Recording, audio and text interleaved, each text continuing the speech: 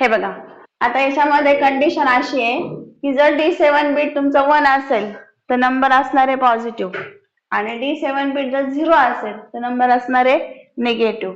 मग आपण काय केला, हा डाटा घेतला -4 चा. ठीक आहे. आता -4 म्हणजे काय, 0 0 0 0 1 0 0. याच्यामध्ये D7 बीट कुठं लोड झालं, कॅरीवर झालं.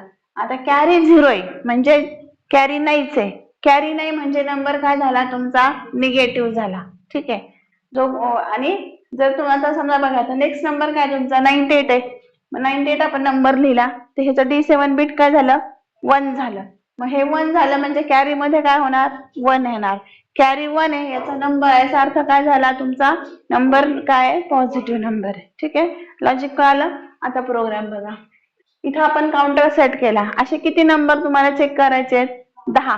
10 पैकी 5 पॉझिटिव्ह असतील, काही 5 निगेटिव्ह असतील, किंवा जे काही तुम्ही नंबर दिले असेल out of that someone is positive someone is negative असेल. मग आता याच्यामध्ये बघा, आपण काउंटर सेट केलं 10 ला. इनिशियली आपल्याला जे नंबर स्टोअर करायचे पॉझिटिव्ह किंवा निगेटिव्ह, त्यासाठी आपण R1 सेट केलाय. आता आपण प्रोग्राम करतोय पॉझिटिव्हचा, म्हणजे जो काय तुमचा रिझल्ट येणार आहे पॉझिटिव्ह नंबरचा, तो कुठे स्टोअर होणार आहे तुमचा, R1 मध्ये. ठीक आहे.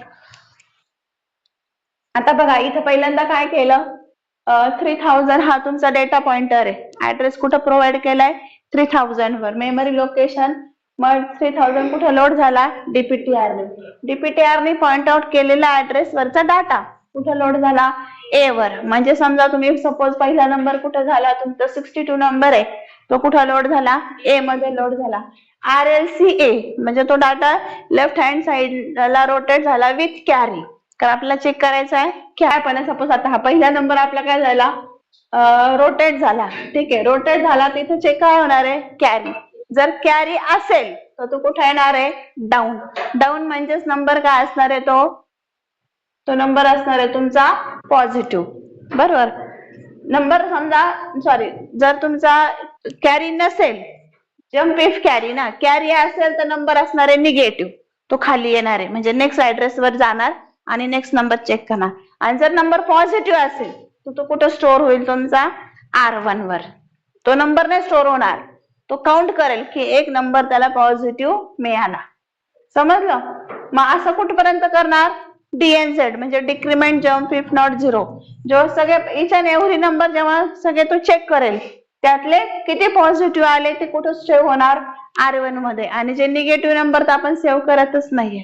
पण जर तुम्हाला निगेटिव्ह पण नंबर सेव्ह करायचा असेल तर तो कुठं स्टोअर होईल, इथं अजून एक तुम्हाला रजिस्टर इथं इनिशियलाइज करावं लागेल. जसं आपण पहिल्या केसमध्ये केलं काउंट 0 आणि काउंट 1 मध्ये, तसं तुम्हाला इथं अजून एक रजिस्टर सेट करावं लागेल.